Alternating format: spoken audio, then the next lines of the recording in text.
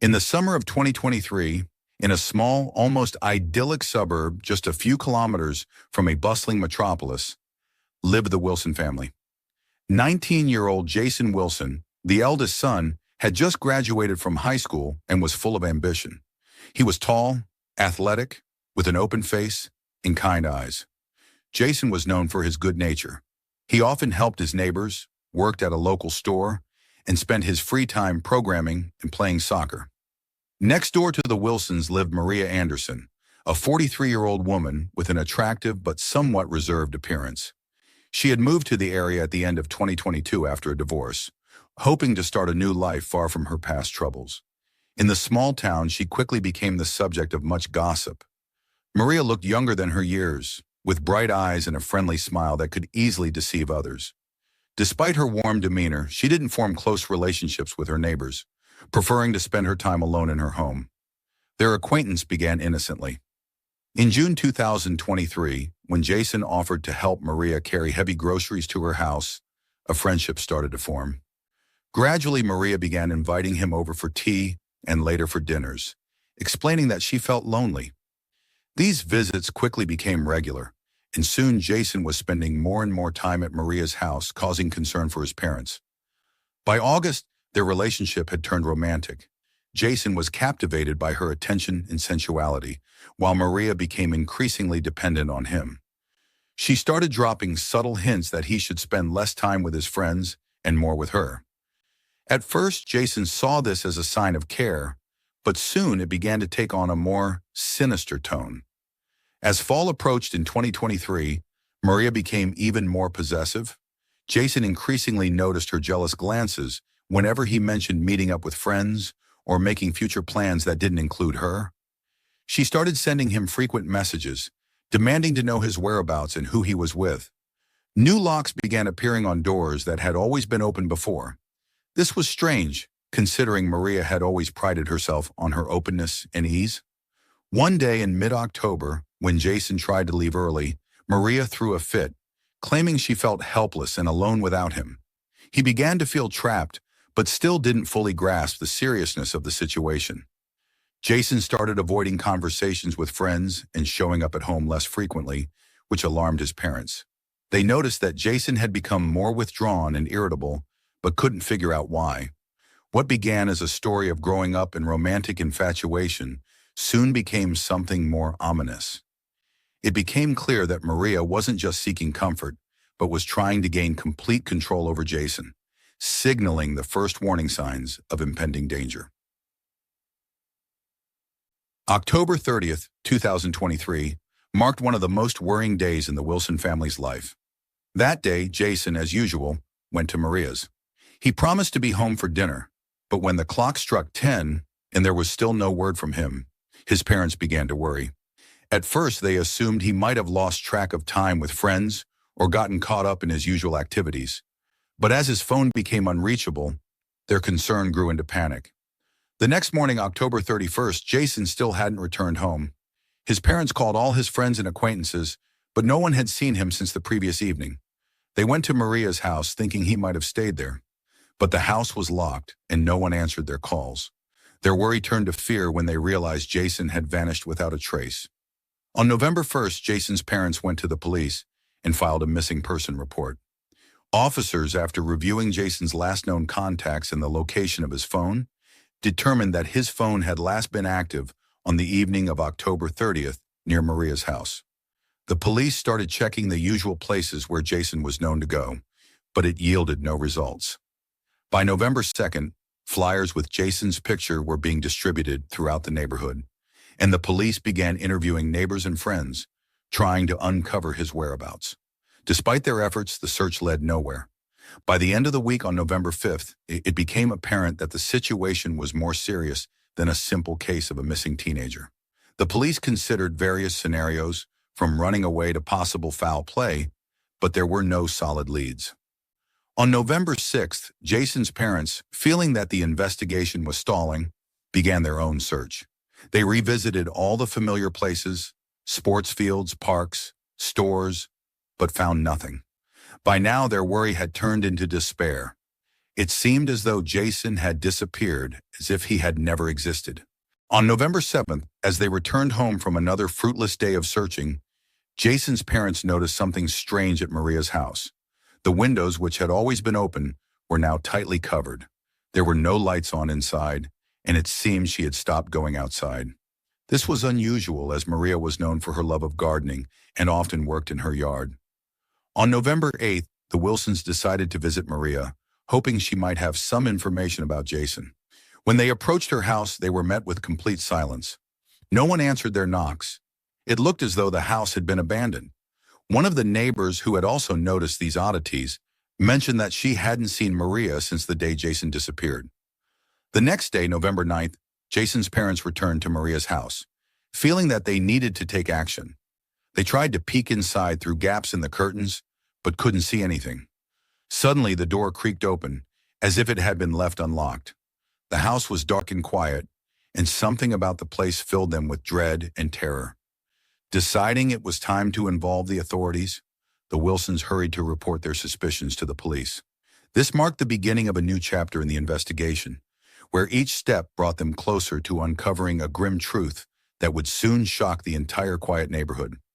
After 9 days filled with anxiety and fruitless searches, Jason's parents, Jennifer and Thomas, saw no other option and resorted to extreme measures. They no longer trusted the police, believing their actions were too slow and ineffective. Analyzing all the strange occurrences surrounding Maria's house, they decided to break in at night when no one would see them. Entering the house, they felt the weight of an impenetrable silence. The house was in disarray. Dust covered the surfaces and the air felt stagnant. Jennifer's heart pounded as she noticed that the basement door was locked. They broke the lock, and as they descended, they were met with a horrifying sight. Their son, exhausted and physically drained, lay on the floor. He was bound, his eyes filled with fear and pain. Jennifer could barely suppress a scream as she realized the state they had found their child in. Jason, with a trembling voice, recounts what happened. It turns out that Maria lured him into her house under the pretext of needing help, and then, seizing the opportunity, trapped him in the basement where he became her prisoner. She took complete control of his life, isolating him from the outside world and using him to satisfy her sexual desires. Jason was stripped of his freedom, his will was broken, and he was forced to submit to her twisted demands. As Jason is being freed, footsteps are heard upstairs. Maria has returned earlier than Jason's parents expected. Jennifer and Thomas, both anxious and enraged, rush upstairs and confront her face to face. A heated argument ensues.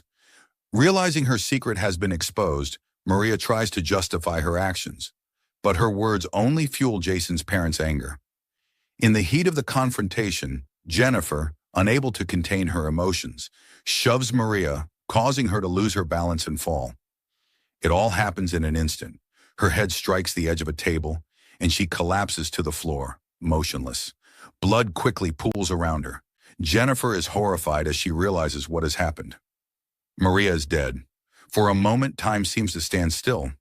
Thomas and Jennifer, coming to terms with the tragic accident, realize they are faced with a difficult choice. Should they hide what happened or confess? Shaken and frightened, they make a decision that will determine their fate. After the fatal confrontation that resulted in Maria's death, Jennifer and Thomas find themselves facing an agonizing choice. They are in shock from what has occurred, but their instinct for self-preservation takes over. Fearing the inevitable consequences, they decide to cover up the crime.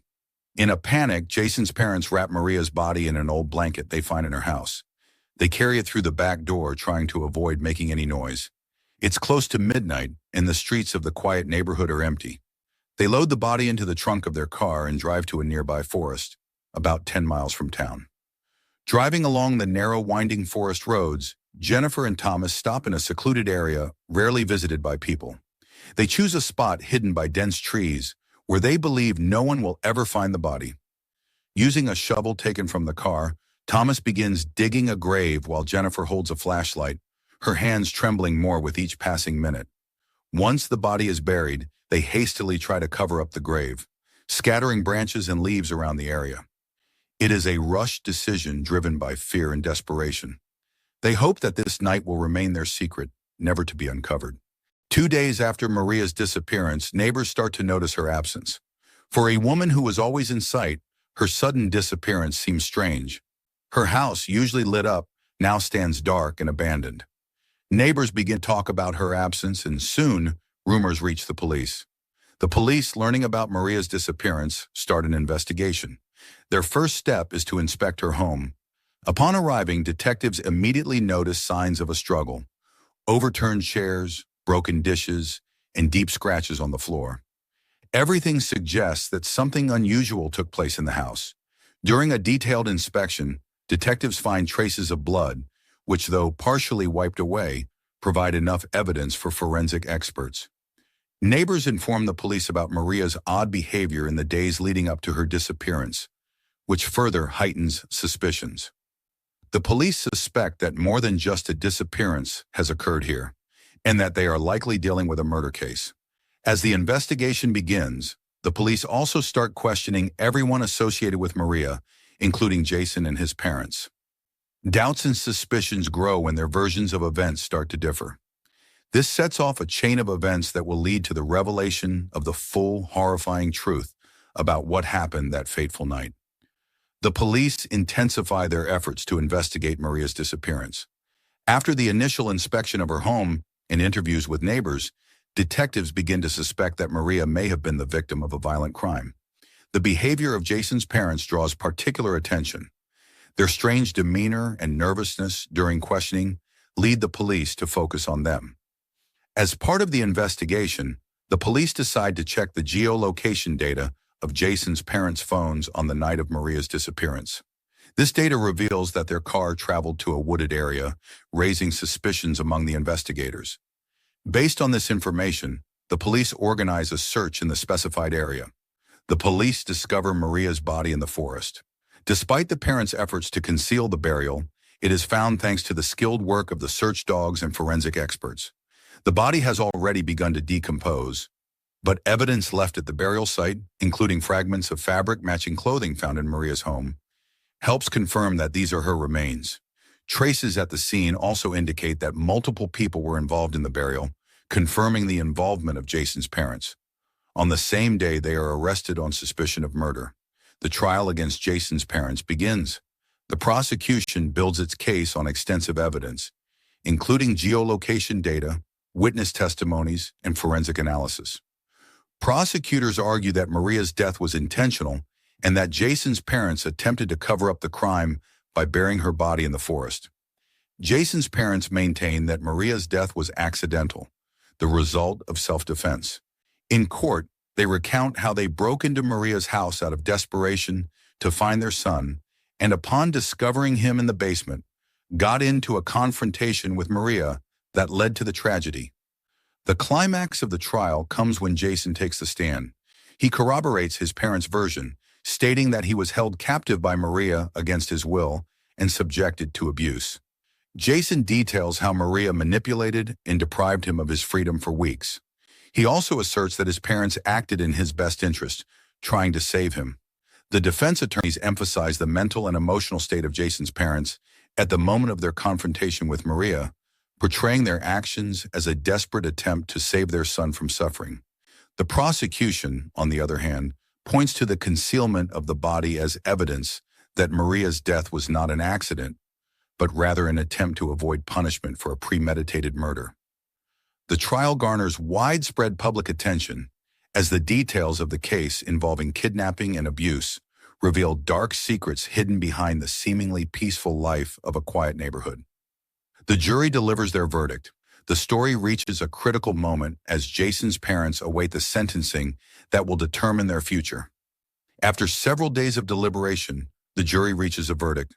Jason's parents are found guilty of involuntary manslaughter. The court takes into account several mitigating factors, including Jason's testimony that he was held against his will and abused by Maria. The defense attorneys successfully convinced the court that the parents' actions were driven by extreme stress and desperation. The judge sentences each parent to 5 years in prison, with the possibility of parole after 3 years for good behavior. In the sentencing, the judge notes that while the crime was severe, the punishment should be fair and aimed at restoring the family in the future. After the sentencing, Jason struggles with serious psychological issues. Although his parents are expected to be released soon, the guilt and the weight of what happened begin to haunt him. Jason understands that his parents took drastic measures to save him, but the realization that their actions led to Maria's death torments him. Jason begins seeing a therapist. He suffers from post-traumatic stress disorder, brought on by both his time held captive by Maria and the sense of responsibility for the subsequent events. The memories of how he was trapped and how his parents were forced to take such extreme measures become unbearable. Jason's family, shaken by the ordeal, tries to return to normal life. They move to another town, hoping for a fresh start. However, the shadow of what happened lingers over them, making the process of healing difficult. Jason's parents are released on parole. Their reunion with their son is filled with tears and pain, but also with hope for the future. Jason tries to forgive himself and his parents, to start anew, but he realizes that the path ahead will be long and difficult. Life after the trial becomes a struggle for normalcy, where each family member tries to cope with their inner demons and build a future, free from the burden of the past. After the trial, Jason's and his parents' lives are irrevocably changed. They decide to leave their hometown and move to a more distant place, hoping that there they can escape public scrutiny and start over. The family chooses a small town in the north, where no one knows their past. This was supposed to be a new beginning, but old wounds heal slowly. The move proves to be difficult for the family. Jason tries to return to normal life, but his mental state remains unstable. Frequent nightmares and anxiety attacks become his constant companions.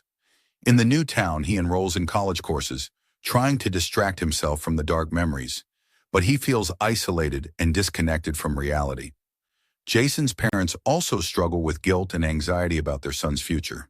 They avoid discussing the tragic events, hoping that time will heal their wounds, but tension between them grows. They rarely speak of what happened, but the silence between them is louder than any words.